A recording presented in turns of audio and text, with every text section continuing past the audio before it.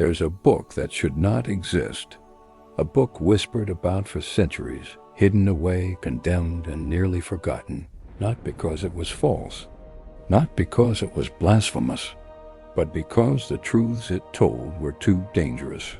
For generations, scholars, priests, and rulers all agreed, this text must remain buried.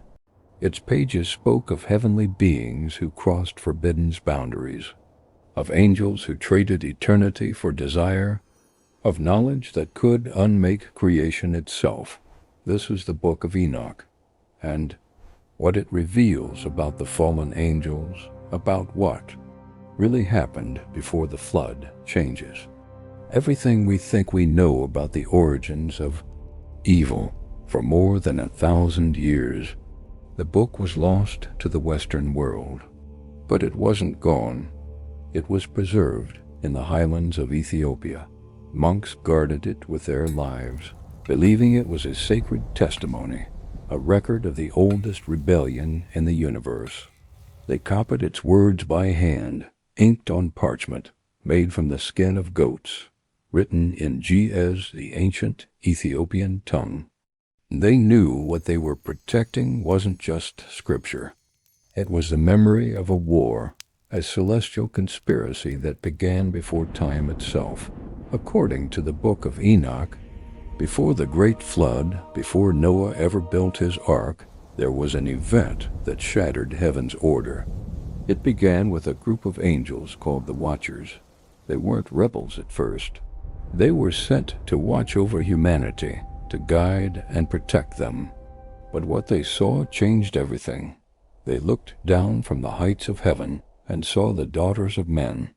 The text says they were beautiful, radiant in the purity of mortal life. And in that beauty the Watchers saw something forbidden. One of them, a mighty angel named Semyaza, was their leader. He feared what they were thinking, knew it was against the divine law. But desire burned brighter than fear. And so, Semyaza gathered his companions, 200 angels, and spoke the words that would seal their fate. Come, let us descend to the daughters of men, and take wives for ourselves from among them. But know this, once we do, we shall be bound to this sin forever. The others hesitated. They knew the punishment would be eternal. But they swore an oath, a binding covenant on Mount Hermon. Each one placed their hand over the others and vowed never to turn back, no matter the cost. And with that vow, heaven trembled. They didn't fall by accident. They descended with intent, with purpose, with a mission that would change the fate of the world. The book of Enoch calls this the descent of the Watchers. They came not as spirits, but as radiant beings cloaked in light, stepping upon the mountains of the ancient world. The people of the earth looked upon them and called them gods, and perhaps for a moment they were. But the heavens called it treason. The Watchers began taking wives among the daughters of men. Their union produced something unnatural, offspring neither fully divine nor fully mortal. And the knowledge they gave humanity was never meant to be known. The descent of the Watchers wasn't just an act of love or rebellion. It was a transfer of power from heaven to earth, and it corrupted everything it touched. This is the story of how the angels fell, not with flames or fury, but with whispers, vows, and desire. And what followed would be the greatest catastrophe in ancient memory. The forbidden knowledge. When the Watchers descended, they didn't come empty-handed. They brought gifts, knowledge stolen from heaven itself. Secrets meant for the divine, not for man. At first, their teaching seemed like miracles. They gave humanity tools, power, understanding, but every secret they revealed carried a curse, because the knowledge of angels in human hands becomes corruption. Among the 200 Watchers, one name stands out, Azazel. He was their craftsman, their forger, their revealer of forbidden arts. The book of Enoch says Azazel taught men how to make swords, knives, shields, and breastplates. Before this, humanity fought with sticks and stones, crude weapons of survival. But now, through Azazel's hand, metal flowed like rivers of blood. Iron was pulled from the earth, hammered and shaped into blades that gleamed with divine fire. And with this knowledge, humanity learned to kill on a scale they never had before. War was born. Azazel gave them the art of metallurgy, how to extract, refine, and forge. He showed them how to temper blades, to craft armor that could withstand any blow. The world became a forge, echoing with the sound of hammers, and the first armies began to march. But Azazel's corruption didn't end with men. He turned to the women, teaching them what the book of Enoch calls the art of deception. He showed them how to use antimony to darken their eyes, how to paint their faces with color, how to adorn themselves with stones and jewels, weaving vanity into their spirit. To Azazel, beauty was another weapon, another form of control. And the text says, there arose much godlessness, and they committed fornication, and they were led astray, and became corrupt in all their ways. What Azazel had started could not be undone. He had introduced something entirely new into the world, temptation. But Azazel was not alone. Each of the watchers had their own forbidden gift to offer. Each one unsealed a secret that had been locked away since creation. Amazarek taught the knowledge of enchantments, how to use herbs and roots to summon unseen forces. He revealed the ancient arts of sorcery, transforming healers into magicians, priests into conjurers. Arm arrows taught how to break enchantments, how to bind or unbind spirits. He gave humanity the knowledge of control, the illusion of mastery over the unseen. Barakiel taught astrology, reading the movement of the stars to foretell fate. Kakabil revealed the secrets of constellations, mapping the heavens as a mirror of destiny. Ezekiel taught the knowledge of clouds, the signs of weather, the secrets of rain and storm. Aratziel taught the signs of the earth, the hidden forces beneath the ground. Shamziel taught the signs of the sun. Sariel revealed the course of the moon. Together, these teachings turned humanity into imitators of the divine. They learned the structure of the cosmos, the secrets of creation, without the wisdom to control them. It was knowledge without restraint, enlightenment without morality. And as the book of Enoch says, men were led astray and became corrupt in all their ways. From the mountains to the valleys, from the deserts to the sea, humanity embraced the power the watchers gave them. But the more they learned, the further they drifted from the Creator. The line between heaven and earth blurred, and then broke. The watchers walked among men as kings, priests, and gods. Their offspring grew in number. Their influence spread like smoke through every tribe and every tongue. The book of Enoch says that wickedness multiplied. Violence covered the earth. The cry of the innocent rose up to heaven, demanding justice. But what humanity didn't yet understand was that the greatest horror had not yet arrived, because from the wombs of mortal women came the offspring of angels, beings, neither of heaven nor of earth. Their birth was a wound in creation itself. They were called the Nephilim, and their hunger would devour the world. The birth of the Nephilim, the Watchers, had broken heaven's law. They had crossed the line that was never meant to be crossed, and now the world would pay for it. From the union of angel and human came beings unlike anything the world had ever seen. The book of Enoch calls them Nephilim, the giants. But the word giant fails to capture what they truly were. They were not just tall. They were vast, unnatural. The very laws of creation seemed to warp around them. The text says they were 3,000 ells high, a height so unimaginable it defies reason. Towering beings of flesh and spirit, glowing with a trace of celestial fire, yet corrupted by the blood of men. They were born hungry.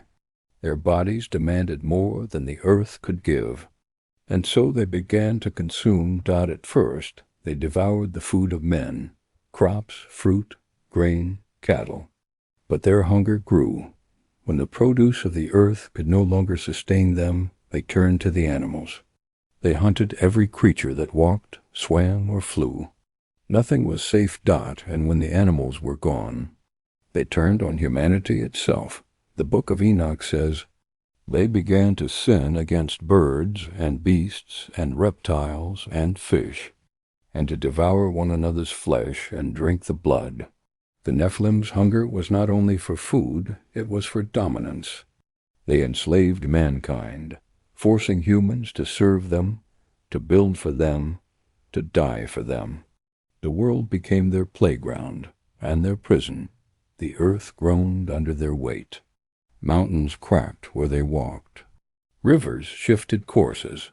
The natural order itself began to unravel. And the watchers watched helpless, horrified, or perhaps proud, as their children consumed the world. They had wanted to share their knowledge, to elevate mankind. But what they created was an abomination. They had unleashed chaos. The book of Enoch says, "The whole earth has been corrupted through the works that were taught by Azazel. To him ascribe all sin." And so, as the Nephilim grew in power, the cries of humanity grew louder. Men cried out to heaven for deliverance, for justice. The earth itself raised a voice against the lawless ones. Creation was breaking, bleeding, begging to be cleansed. But even then, the watchers did not repent. They saw the destruction, yet they could not undo what they had done. They were bound to their oath, bound to their pride. The Nephilim began to turn on one another, wars among giants that shook the continents. Their blood soaked into the ground, poisoning everything it touched. And above it all, in the silent heavens, the archangels watched. Michael, Uriel, Raphael, and Gabriel, the guardians of the realms of God. They looked upon the earth and saw only darkness. The divine plan was collapsing. The cries of humanity rose before the throne of the Almighty, and the angels pleaded for justice. The book of Enoch records their words. "You see what Azazel has done, how he has taught all unrighteousness on earth. And Semyaza, to whom you gave authority, has gone to the daughters of men and defiled himself with them. The earth is filled with blood and iniquity. Shall it remain unpunished?" And heaven answered, the time of mercy had ended. The age of judgment had come. What the watchers had built would be destroyed. What they had taught would be undone, and the children they had created would be wiped from existence. But before the flood came, before the cleansing, God would issue commands to his most powerful angels. Each one would have a mission. Each one would carry out divine justice. The earth would soon drown in judgment, and the watchers, the Nephilim, and all their works would be erased, but not forgotten. The judgment of the watchers, the world had fallen into shadow. Men cried out for mercy. The angels cried out for justice. And heaven answered. The book of Enoch says that God looked down upon the earth and saw the corruption of all living things. Every creature, every heart, every soul had been touched by the sin of the watchers. The very air was filled with violence. And so the Most High spoke, not with words that echoed, but with power that shook creation. He summoned his four greatest archangels, Uriel, Raphael, Gabriel, and Michael. Each one was given a task. Each command was a blade of judgment. The command to Uriel, the light of God, he said, "Go to Noah and tell him in my name, hide yourself. Reveal to him that the end is near, for the whole earth shall be destroyed. A flood will come upon all that lives, to cleanse the world of its corruption." Uriel descended from the heavens and appeared to Noah the last righteous man on earth. He told him of what was coming, of the deluge that would drown the sin of the world. The book of Enoch says that Uriel guided Noah, showing him how to preserve life, to gather the beasts, to build the vessel, to prepare for the waters that would swallow everything. The flood was not wrath alone. It was purification, the reset of creation itself, the command to Raphael. Then God spoke to Raphael, "Bind Azazel hand and foot, cast him into the darkness, make an opening in the desert of Judea, and throw him there. Cover him with jagged rocks, let him dwell in darkness forever. Cover his face that he may see no light." Raphael obeyed. He seized Azazel, the corrupter, the teacher of weapons, the revealer of forbidden beauty, and he bound him in chains, forged from the essence of heaven. Azazel's cries echoed across the desert. As he was thrown into the pit, rocks fell upon him, sealing his prison in eternal shadow. He was left alive, conscious, waiting for the day of final judgment, to this day.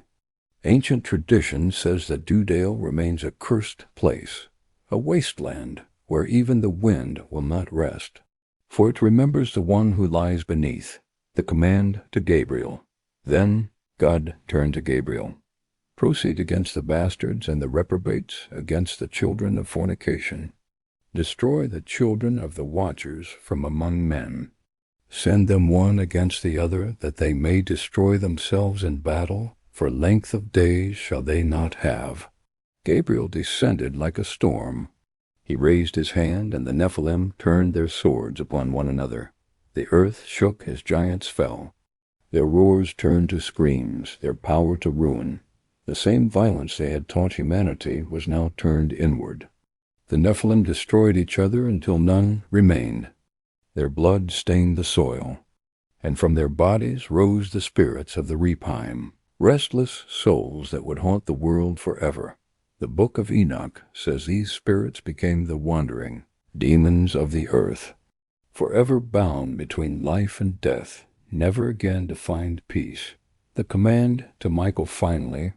God spoke to Michael, the captain of the heavenly hosts, the one who cast down the dragon. "Go, bind Semyaza and his associates, who have defiled themselves with women. When their sons have slain one another, bind them fast for 70 generations in the valleys of the earth, till the day of judgment and consummation.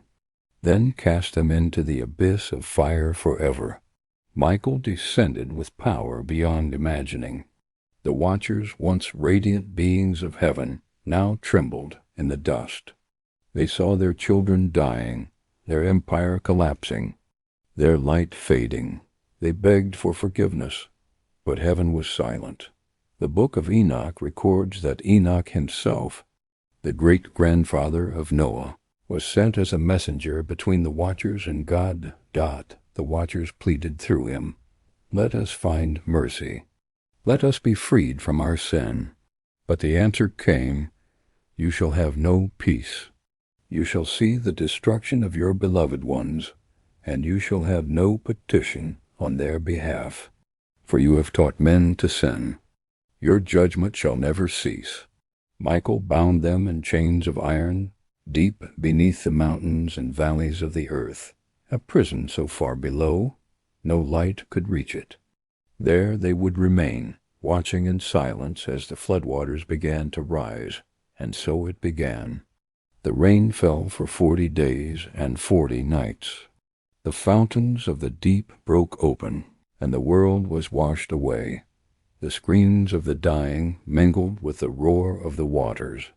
The Nephilim, the watchers, the cities of men, all were gone. Only Noah remained, protected by Uriel's warning, carried by the ark through a world being reborn. The earth was silent again.